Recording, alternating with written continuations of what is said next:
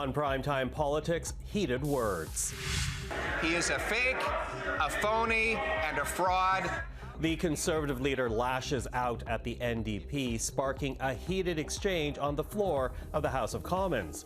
Our bureau chiefs will give us their take on the argument, the frayed nerves, and a Conservative motion of non-confidence that will be tabled next week. Also, decision British Columbia. With the provincial legislature dissolved this weekend and a month-long campaign ahead, we'll look at the latest polling numbers which show a dead heat between the BC New Democrats and the BC Conservatives. Plus, this election right here is a fight for the future. Why is Kamala Harris's campaign momentum not having a bigger impact on the polls? We'll check in with the U.S. presidential race. This is Primetime Politics. Hello, everyone. I'm Michael Serapio. Well, tensions between Conservatives and New Democrats hit a new high this week, with a confrontation taking place in the House of Commons after Pierre Poilievre had this to say in question period. So he put out a Hollywood production where he claimed he had torn up the carbon tax coalition onto which he had signed up, that he was going to stop fighting for his pension and start fighting for the people. But once the votes were counted, he betrayed them again. He is a fake, a phony, and a fraud. How can anyone ever believe what this sellout NDP leader says in the future? Now, you may have heard the booing in the background, and that came from the NDP members of the House. And while the House of Commons cameras did not capture it, there was a heated exchange of words with some finger pointing, which led the Speaker to pause the debate. While the microphone was off, there were, I would suspect, although the chair didn't hear that, there might have been some strong words which were exchanged between members. I ask members to please remember that Canadians are looking at us. And let us conduct ourselves in a way really befitting of each of our constituencies and the country as a whole. And as to why Poilievre called Singh a liar and a fraud, it's because just before QP started Thursday, the NDP leader announced his party would not be supporting a Conservative motion of non-confidence that is scheduled to be tabled next week. Well, with that, let's bring in our journalist panel. Tonda MacCharles, the Ottawa Bureau Chief for the Toronto Star, Joël-Denis Bellavance, the Ottawa Bureau Chief for La Presse, and Robert Fife, the Ottawa Bureau Chief for the Globe and Mail. Nice to have the three of you back. Hey, good to be back. So listen, obviously we're going to talk about the motion of non-confidence as we have our discussions, but I actually want to begin with the exchange that we saw in the House of Commons on Thursday. And Tonda, I'll get you to start us out, because I'm wondering what that says, essentially about the mood that's in the House right now, the dynamics between the parties as we begin the session. The dynamics between the parties and the party leaders is pretty intense. There's a lot of mistrust, distrust, personal dislike as among them, and I think we're going to see some of that play out over and over again, because not just have the Conservatives vowed to bring down the government as soon as they can, and there will be many opportunities for that, but the stakes are high for all of them, and they've all vowed to sort of draw sharper contrasts. The NDP's pulled out of the cooperation deal, so everybody stated their intention to dig in and double down on the very intense game that we're in right now. Joël-Denis? This happened on day 4 of the session. Imagine in 4 weeks from now with the Indian city. So will we witness a real fist fight between MPs? Because the atmosphere is such that the dislike, I think you're very polite when you say dislike, I would put another word in there, but it is truly toxic, and it just shows that Parliament has become dysfunctional. And this Parliament has run into the end of its life. And some people are saying that maybe we should call an election. I think probably most of the MPs, if that kind of ambience continue, will reach the same conclusion, and we'll have a fall election. Yeah, well, certainly it didn't even take a week to get here. We kind of went 0 to 60 in a matter of seconds. Bob, what do you think? Well, I agree with Joël. There's a good chance that we might have an election before Christmas rather than in the spring. I think still probably likely in the spring, but there is a good chance because of the kind of behavior that you're seeing now. The clock has run out. Trudeau is bleeding on the floor, And you know, the NDP and the Bloc will have to say, you know, what if he changes his mind and does decide to call a leadership convention? Maybe we better get this election over with now, because he's the big problem. He's the one who's dragging down the Liberal Party. The country is fed up with him. But there has also been a lot of juvenile behavior, particularly from the leader of the Conservative Party, Pierre Poilievre, you know, earlier this week when he met with his caucus, talking about a nuclear winter and people starving on the streets because of the carbon tax going up. I mean, give me a break.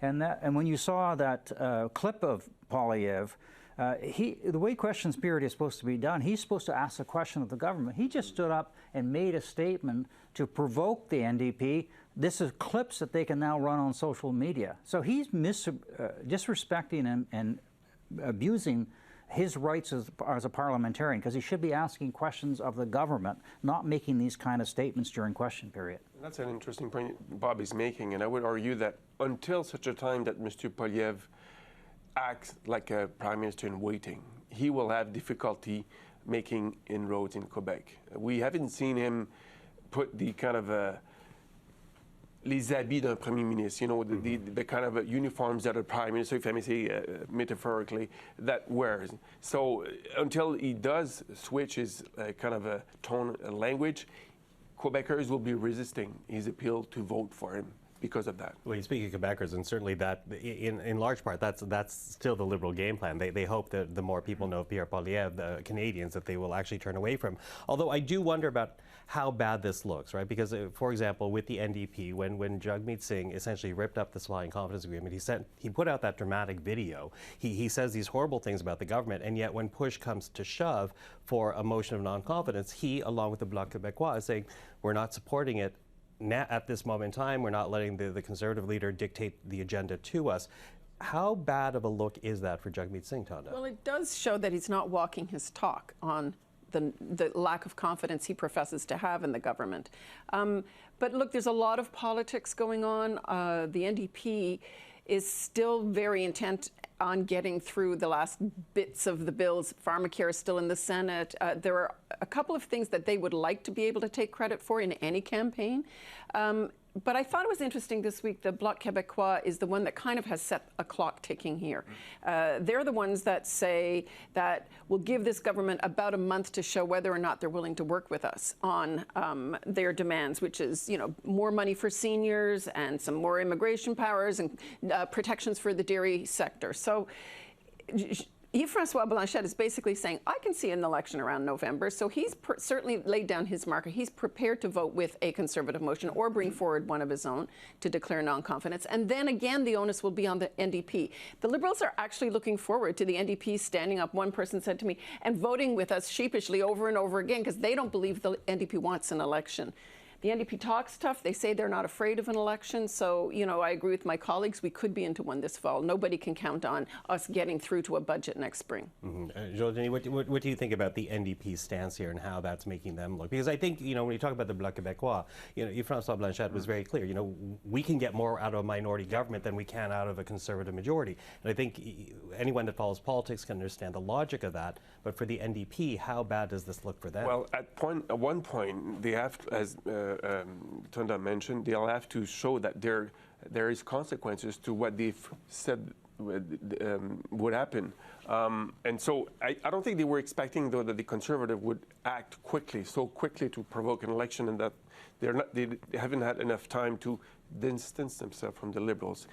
But at some point, my expectation is that there might be some rumbling within the NDP caucus, and they might want to force an election just to provoke a leadership race to change leadership in the NDP, because there's a lot of unhappiness that I hear about Mr. Singh's leadership, and it may spread to within the majority of the ranks, and maybe we'll see one day that some of the NDP will break ranks just to provoke an election and renew the party. To date, they've been very disciplined. If there's grumbling, it's kept pretty close to the vest, like the Liberals were up until June, right? And so I think that, you know, everybody's watching how their leaders are behaving. And I would say just when Tom Mulcair got knifed by the NDP, it wasn't the caucus that knifed him, it was party members. So I don't know that there's that inflection point for Jagmeet Singh necessarily coming up in any sort of formal fashion, but I think there's a lot of people watching his leadership. He's lost in the last 2 elections and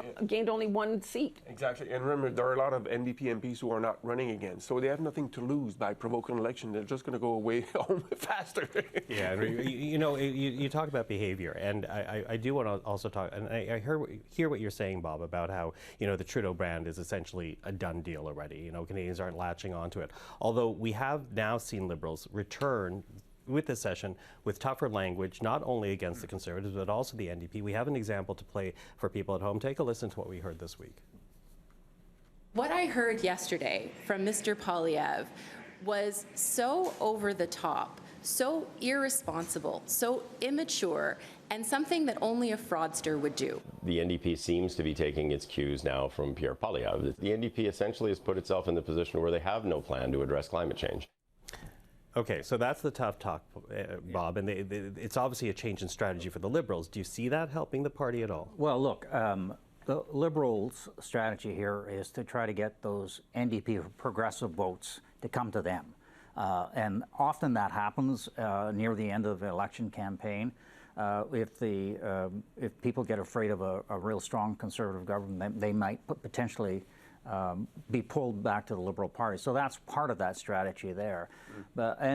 Yes, of course, they've toughened up their language against Mr. Poilievre, and he's made himself a target because, to Joël's point, you know, he doesn't act like a prime minister in waiting. He acts like a little partisan guy snipping away, but I don't still think that's going to make any difference, because as long as Mr. Trudeau is there, he's dragging down the party. Canadians just want to kick him out, and they'll hold their nose and vote for the Conservatives. If there is a Liberal leadership and somebody perhaps like Mark Carney comes up, that might change the dynamics. It might not mean that they're going to win, but it could mean that they have a significant number of seats, so that they're not crawling back an election later with, you know, say if they're down to 30 seats or even less. Some people think they could even be down to below 20 seats if Mr. Trudeau hangs in. And that's a real possibility, by the way.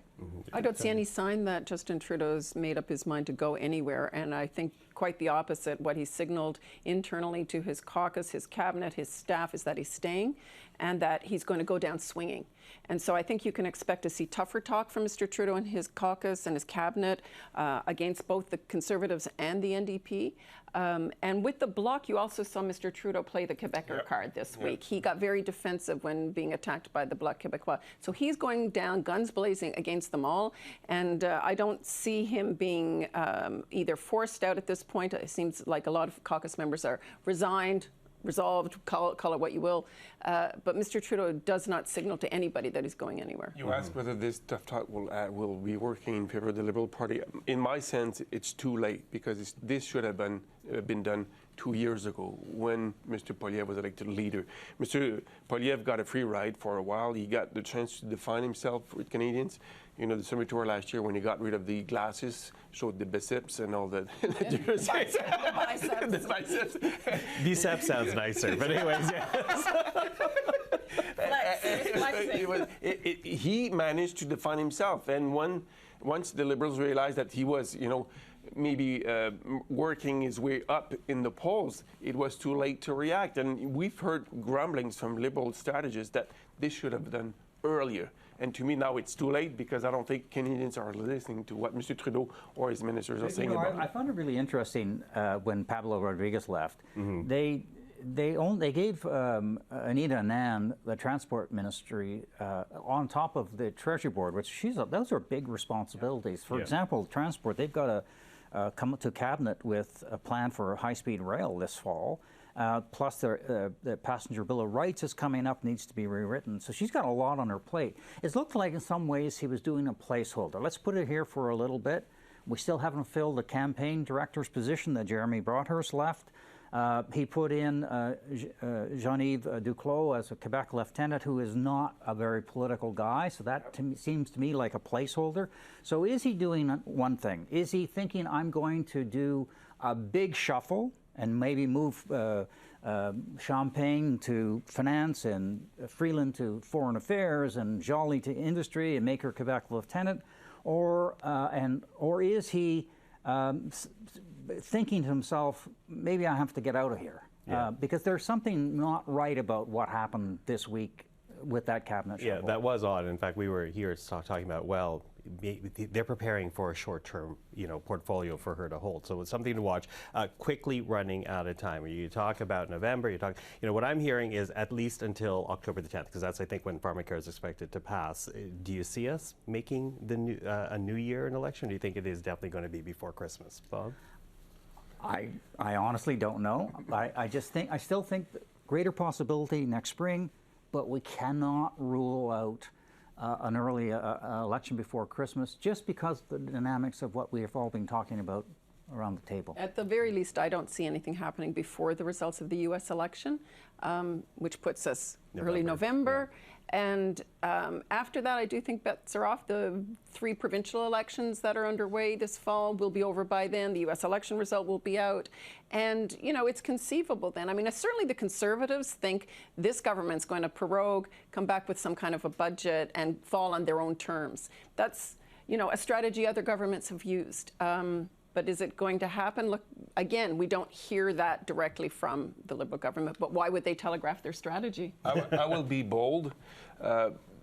Canadians will go to the polls on Monday, November 25th, in my sense, and the government will be defeated the 3rd week of October on a motion of non-confidence initiated by the Bloc Québécois. Interesting. Okay. Well, if you want to put money on it, we'll talk after the show. Bob, Tonda, Joël-Denis, always appreciate the time. Really nice having the three of you back. Thank you. Well, the writ in British Columbia is expected to drop this Saturday, triggering a 29-day campaign that will see Premier David Eby looking for another term for his BC NDP. Meanwhile, the BC Conservatives, who did not even elect a single MLA in the last election, well, they are in a statistical tie and could be the government-elect come October 19. Well, to help break this down for us, we're now joined by Éric Grenier, polls analyst and the founder of the writ.ca. Eric, thank you for being here again. Happy to be here. So listen, let's begin with Léger, because, they did do a study, and this was from last week, and they found that the BC NDP was at 44%, the Conservatives at 42% among decided voters. That is within the margin of error. So talk to us about how close this race is expected to be. It is looking like it is going to be very close. We've seen actually a number of polls now over the last week or two, which in every case had the gap between the BC NDP and the BC Conservatives at about 1 or 2 points. And in some of those polls, even the Conservatives were ahead.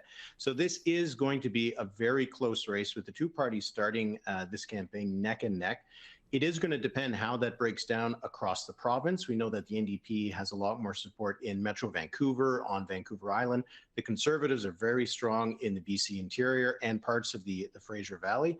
But it is neck and neck, and it wasn't neck and neck just a few months ago. So it just shows how much things have changed in British Columbia. Yeah, how much things have changed. Not only not neck and neck now, but also the fact that there was the BC Liberal Party in the last election, then became BC United. They're gone altogether, throwing their support behind the BC Conservatives. But I wonder, because there is no more BC United in this race, will all that voting then necessarily go to the BC Conservative Party if that is who the leader of the BC United is essentially endorsing? It seems that over the last few months, as the support for BC United really collapsed, all of the support that BC United was losing was going to the Conservatives. There was this last core of about 10% of voters in British Columbia who were still backing that party when Kevin Falcon more or less folded the operation.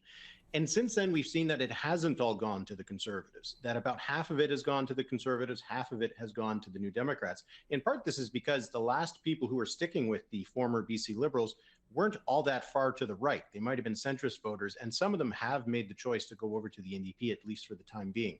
So I think that's why this race is as close as it seems to be. It's more or less one party versus another. The Greens have a bit of support as well. And it's just a question of how real this BC Conservative Party is, because it does not have the same resources that the Liberals used to in past campaigns. They only have a handful of incumbent MLAs, all of them former BC United MLAs. It's a bit of a new operation. So how is it going to operate under the pressures of an election campaign? We'll find out. BC NDP certainly knows how to win some elections in that province. You know, it's interesting. You mentioned the BC Conservatives not really having the ground game, and that's because, again, this is a party that essentially has found a whole new life in the last couple of years or so. How much of that is because of the BC Conservatives, or about the national support that Conservatives are feeling out of Pierre Poilievre?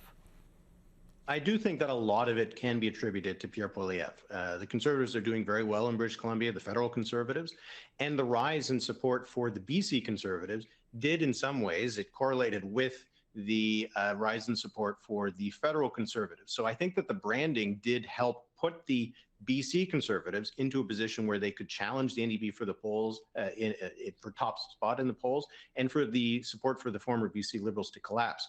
But once the support started to drop for the BC Liberals, it was a bit of a self-fulfilling prophecy that some of the donors started going over to the Conservatives. Then some of the MLAs went over to the Conservatives. So now it is the replacement party for BC United, and it has a lot of the same backers, donors, volunteers as the federal Conservatives. It's now just the question of whether they can actually make good on what the polls helped produce, which was that they became the main alternative to the BC NDP. Okay. Well, beyond the party labels of NDP and Conservative now in British Columbia, talk to us about the key issues. What are they expected to be in this campaign?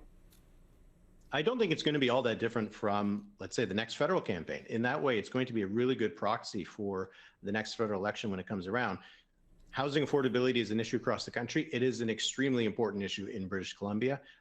Crime and the opioid crisis is a big issue in British Columbia as well. We've seen David Eby make some announcements related to that over the last little while, clearly trying to protect himself against attacks from the Conservatives that they've made the province unsafe.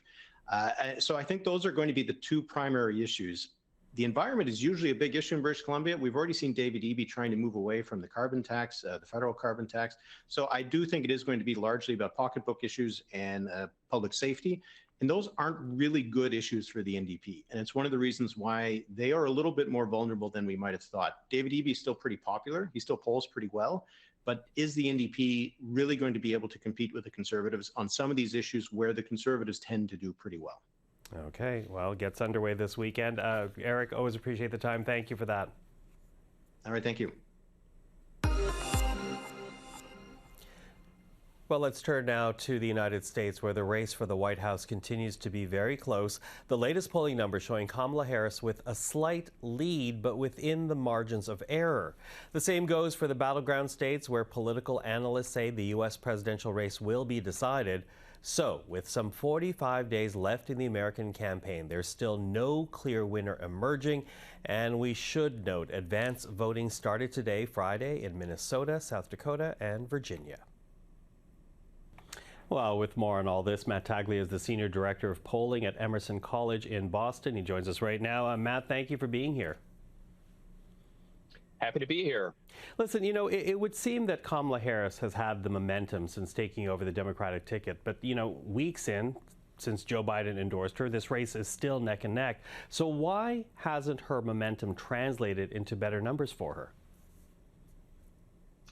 Well, I think this is a very unique campaign. And, you know, going from the vice president helping the president who is running again to now the Democratic nominee for president, it's quite a tall order trying to build that much momentum.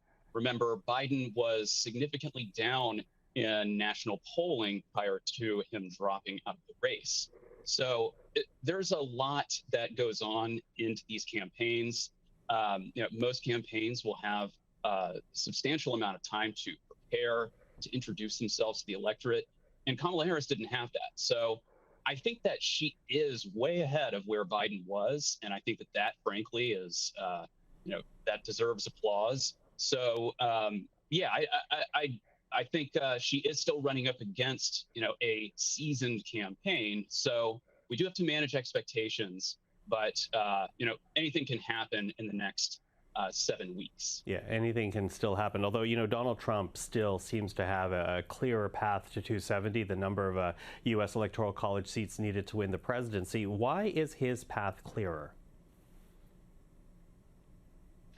Yeah, you know, he might have a little bit clearer of a path. I think that was certainly true when Joe Biden was a Democratic nominee. Right now, so we just conducted swing state polling, these 7 states, and right now things are tied. It is as close as it can get, and there does not seem to be a clear winner. I think that there are several different possibilities for either candidate to make it through. What I can say is that if certain states, say North Carolina, backs Harris on November 5th, then we can pretty much rest assured that she will win the presidency. Now, conversely, if President Trump wins these Rust Belt states, Pennsylvania, Michigan, Wisconsin, then he is very likely going to win the presidency. So there are a few different paths for each. Right now, we just don't know which way it's going to go. Mm-hmm. Tight, as you say. You know, these handful of states aside, I'm kind of wondering, when you look at the polling numbers, what are Americans saying about the strengths and the weaknesses of each presidential candidate? Yeah, so we look at these issues, and overall, we find that folks who say that the economy and immigration is their top issue, they're backing Trump. And with the case of immigration, that's something like 90% in some of these states who are backing Trump. The economy, on the other hand, you know, that's another strength for him. He wins somewhere between 60% and 70% of the voters in swing states who say that the economy is their top issue. So he really does have some strengths there, and the economy is the top issue overall. So I think that, you know, we really do have to underscore that he is winning on the sort of major issues that are affecting Americans right now. However, on the other hand, there are several other issues that may not be the top issue to voters, but that are still very important, and that altogether add up to you know, a very sizable number. So things like abortion and things like housing affordability, again, variable by state and not necessarily the top issue for folks, but these are issues where Harris really wins and where she has capitalized. Abortion access being a major policy priority for Democrats, and housing affordability also being a priority for Democrats, and something that the Harris campaign has addressed directly with some proposed legislation. Okay, so those are essentially the arguments for each. Although, you know, as tight as it is, you know, I do have to ask the question: how reliable are the polls this time around? Because famously, everyone thought Hillary Clinton would easily beat Donald Trump in 2016. That didn't happen. What about this time around? Yes, the polls say things are tight, but are they really capturing an accurate picture? Well, frankly, we won't know until November 5th or a little bit thereafter, honestly. But we can see that polling has performed well in some recent elections. The 3rd congressional district in New York, we saw that polling was very good. Our polling, we were very close in that race.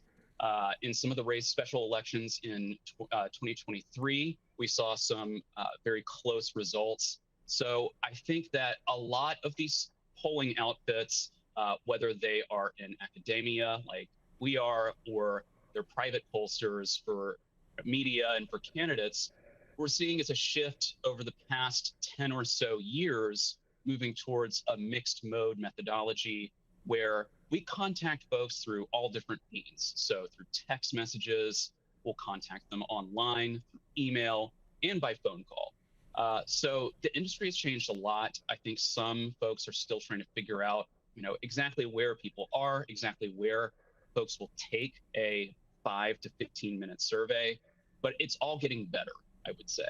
And I think that the most recent results have been good. We are entering another presidential year that changes things. 2020, you know, some polls were pretty far off. But, you know, I think over the past 4 years, some outfits have adjusted, they've learned. And so I think that we can trust the results. And I think, frankly, everyone shows that it's going to be a close race, and that's pretty much a sure bet. Matt Taglia, thank you for that. I really appreciate it. Thanks so much. And that is Primetime Politics for this evening. I'm Michael Serapio. For everyone here at CPAC, thank you for watching. Thank you for joining us this past week. We'll see you again in the next.